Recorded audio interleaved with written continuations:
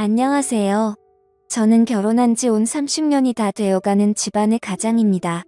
결혼한 지 이렇게나 오래된데도 아직까지 결혼 초기에 있었던 일이 기억이 나네요. 그동안 이 이야기는 어디에서도 말할 수도 없었지만 여기는 사연을 보낸 사람이 누군지도 모르고 비밀이 보장되는 것 같길래 저도 한번 이렇게 이야기를 보내봅니다. 결혼한 지 2년 정도 되었을 때니까 아직까지 신혼의 달콤함이 다 없어지기도 전에 생긴 일입니다. 제 아내 위로 언니가 한 명 있고 아래로는 여동생이 한 명 있습니다. 저한테는 각각 처형이고 처제가 되는 사람들이죠. 처가가 시골이라서 처제가 고등학교에 다닐 때와 졸업하고 이럴 때는 저희 집에서 숙식을 해결했죠. 자기는 계속 독립해서 혼자서 살고 싶다고 했지만 집에서 계속 반대를 했고 어린 여자애 혼자서 사는 걸 절대 지켜볼 수 없다면서 장인어른이 끝까지 허락을 안 해줬습니다. 그래서 어쩔 수 없이 저희 집에서 지내게 된 것이죠. 처자는 어린 학생 때부터 저희 집에서 함께 있었기 때문에 처음엔 처제가 전혀 여자로 생각되지 않았습니다.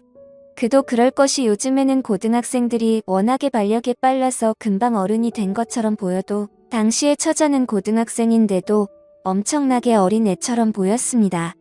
누가 봐도 조그만 학생처럼 느껴지는 그런 이미지였죠. 마누라와는 2살 차이지만 얼굴이 동안이라서 그런지 아니면 꿈일 줄을 모르는 권지재 눈에는 많이 어려 보였기 때문이겠죠. 처제와 같이 있으니 형부 하면서 따라오는 게 귀엽기도 하고 집안 분위기도 마누라랑 2사람만 있는 것보다는 훨씬 더 재미있고 좋았습니다. 그러던 처제가 취업을 안동 쪽으로 하게 됐는데 그래도 주말이면 예전에 같이 살았던 성이 있다고 자기 집에도 갈 겸 해서 우리 집에서 잠을 자고 다닙니다. 그래서 처제와 술도 한 잔씩 하고 때론 데이트 아닌 데이트도 하고 그런 기분으로 한 번씩 만났습니다. 그러나 늘 그렇게 함께 생활하면서도 처제는 동생같이 보였지 결코 여자로 보이진 않았습니다. 지금 생각해보면 애써 그렇게 여자로 보지 않으려고 노력한 게 아닐까 싶습니다. 다 큰 여자가 어떻게 여자로 안 보일 수가 있겠습니까? 그러던 어느 날 10월 달에 연휴가 많을 때 마누라는 친구들과 해외여행을 가게 되었습니다. 그때만 해도 신혼초라서 그런지 마누라는 제가 밥을 챙겨 먹지 않을까봐 엄청 신경 쓰는 듯 보였고 그래서 마누라는 처제에게 연휴 기간에 어디 가지 말고 형부 밥이나 챙겨주고 집에 와서 말했죠. 첫째는 이렇게 연휴가 길어도 출근을 하는 날이 많았기 때문에 여행도 못 가고 평소에 해오던 생활이라 별로 개의치 않고 그렇게 하겠다고 말했습니다. 평소 같으면 마누라가 제 밥을 챙겨주지 않고선 어디 가는 성격이었는데 그때 여행은 처제가 집에 와 있기로 해서 그런지 아무 걱정 없이 콧노래를 부르면서 다녀올 수 있었습니다. 마누라가 다른 사람보다는 반찬 솜씨가 좋았기 때문에 여행을 떠나기 전에 일부 반찬은 해두기도 했지만 처제한테 반찬을 이렇게 저렇게 먹으라면서 몇 번이나 교육을 하는 걸 봤습니다. 그래서 마누라가 떠나는 날 처제는 아파트에서 잘 다녀오라는 말만 하고 피곤했던지 또 자러 가고 전 아침 일찍 마누라와 마누라 친구들까지 버스가 출발하는 직결지로 태워다 주고 왔습니다.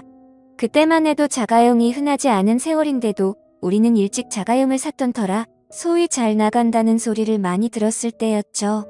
마누라를 태워주고 집에 오니 처제는 그제서야 일어났는지 아직 잠옷을 입은 채로 제 침대로 쏙 들어오면서 형부 이제 나흘 동안 반찬을 뭐 해먹을까요 하며 애교를 부리는 것이었습니다. 정말 그때만 해도 처제는 아직 철부지 소녀였던 느낌이 들었는데요. 그날따라 침대 속으로 들어오는 처제가 마누라가 없어서인지 순간 여자로 느껴지는 것이었습니다. 이상하게 아내가 어딘가로 떠나고 나면 해방감이 들지 않습니까? 괜히 술도 먹고 싶고 일탈도 하고 싶고 그런데 딱 그런 마음과 맞물려서 처제가 여자로 느껴졌습니다. 그것도 평상시 옷이나 생활하는 행동을 보면 그런 생각이 안 들 것인데 아내의 잠옷을 입고 침대로 오니까 더욱더 처제가 여자로 느껴지기 시작했습니다. 같이 누워 TV도 좀 보다가 형부 아침 드세요 하고 귀엽게 말하면서 주방으로 가서 음식 준비를 하는 모습을 보며 저 혼자 리모컨을 이리저리 돌리고 있긴 하지만 TV 화면은 보이지 않는 것이었습니다. 손으로는 리모컨을 돌리고 눈으로는 처제가 하고 있는 행동들을 보고 있었습니다. 처제는 저를 남자로 생각하지 않고 오로지 형부로만 생각했기 때문에 그러한 복장도 거리낌 없이 입을 수 있었고 그러한 행동도 거리낌 없이 나왔겠지만 전 고민이 되더라고요. 하나밖에 없는 처제를 정말 눈에 넣어도 아프지 않을 만큼 보기만 해도 좋고 입가에 미소가 머금어지지만 지금까지 처제는 여자가 아닌 처제로서만 예쁘게 봐왔습니다. 마누라가 간 날은 그럭저럭 TV나 보면서 시간을 보내다가 오후에는 오랜만에 친구들끼리 모여서 당구를 치고 또 다른 친구들과 함께 만나서 술도 한잔하고 집으로 돌아왔습니다. 처제도 친구들 만나 수다 떨다가 식사하고 왔다면서 거실에서 TV만 같이 좀 보다가 각자 방으로 가서 잠을 자게 되었습니다. TV 볼 때도 둘 다 잠옷을 입고 시청했죠. TV를 보면서 처제가 제 어깨에 기대기도 했는데 평소에도 이런 행동을 제법 많이 하는 성격이라서 별로 신경을 쓰지 말아야 하는데 이상하게 그날따라 이런 행동들이 너무 거슬렸습니다. 처제의 샴푸 냄새는 나녀와는 다른 처제만의 냄새라고 할까요? 그런 향기가 저를 더 자극시키는 것 같았고 그녀가 점점 더 여자로 느껴지는 부분이었던 것 같습니다. 다음 날 원래는 친구들과 가을 산행을 하기로 했는데 마침 비가 와서 산행을 못하고 갑자기 하루 종일 방콕 신세가 되었습니다. 처제도 비가 오니 아무 곳에도 가지 않고 집에만 있어야겠다며 아침 점심을 먹고 처제가 극장표 2장을 선물로 받은 옷이 있다면서 저녁에 극장에 가자고 하더군요. 저녁까지는 아직 시간이 한참 남았고 낮에 비가 오니까 정말 할 일이 없더라고요. 요즘 같으면 스마트폰으로 할 게 워낙에 많으니까 괜찮겠지만 그때 당시에는 휴대폰은커녕 인터넷도 제대로 안 되던 시절이었으니까 비만 오면 정말 할 일이 아무것도 없을 때였습니다. 그래서 처제도 그렇고 저도 그렇고 평소에 부족했던 잠을 보충하기 위해 낮잠을 푹 잤고 TV도 보다가 뒹굴거리고 있었습니다. 그렇게 비가 조금씩 그치고 저녁이 됐을 때 처제가 저녁 먹고 영화 보러 가자고 하더라고요. 그래서 제가 극장 근처에 떡볶이 맛있게 하는 집을 안다면서 거기서 저녁을 먹자고 말했죠. 그러자 처제는 자기가 떡볶이 좋아하는 거 어떻게 알았냐고 완전 좋다고 말하더라고요. 저는 능글맞게 사랑하는 우리 처제 취향도 모를까봐 하면서 너스레를 떨었습니다. 사실 여자들이 떡볶이를 정말 좋아하더라고요. 여자친구 떡볶이 안 좋아하는 사람을 못 봐서 그냥 찍었는데 어떨결을 맞춘 겁니다. 저희는 옷을 입고 떡볶이 잘하는 집으로 가는데 차주는 저에게 가까우니까 굳이 차 타고 가지 말고 천천히 걸어가자고 하더라고요. 그래서 저희는 비가 그친 그 촉촉한 거리를 데이트하는 기분으로 같이 걸어갔습니다. 처제는 언니가 옆에 있더라도 형부랑 팔짱을 끼고 가는 버릇이 있어서 그날도 저에게 팔짱을 꼈고 천천히 걸으면서 시원한 바람과 비 냄새를 맡으면서 걸었습니다. 누가 보면 꼭 부부처럼 보였을 것 같은데 그 순간만큼은 정말 좋더라고요. 마치 아내 몰래 다른 애인이랑 바람피고 있는 것처럼 보이지 않을까 싶었습니다. 그렇게 저희는 신나게 떡볶이를 먹고 극장 입구에서 처제 보고 영화 제목이 뭐냐고 물었는데 처제도 제목을 잘 모르고 있었습니다. 당시만 해도 영화 상영관이 극장에 하나밖에 없었기에 그날 상영하는 영화만 볼 수 있는 것이었습니다. 그러니까 초대권이 있어도 날짜만 적혀있지 제목이란 그런 건 없을 때였죠. 그런데 극장 입구에 들어서자 하필이면 영화가 민망한 영화였던 겁니다. 순간 처제도 제 얼굴을 보고 저도 처제 얼굴을 쳐다보았지만 이미 돌아갈 수는 없었습니다. 서로 말은 안 했지만 모두가 당황하는 눈치였습니다. 당시만 해도 영화 보기가 쉽지 않았고 그런 민망한 영화도 잘 볼 수가 없었으니까 재미도 있을 것 같았습니다.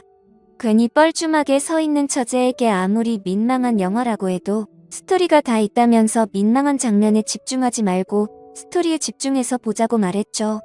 그러자 처제도 이젠 자기도 어른이라고 괜찮다고 말하더라고요. 이 민망한 영화는 시작이었고 제목은 세월이 오래되어 기억나지 않았지만 민망한 영화지만 나름대로 탄탄한 스토리를 가지고 있는 영화였습니다.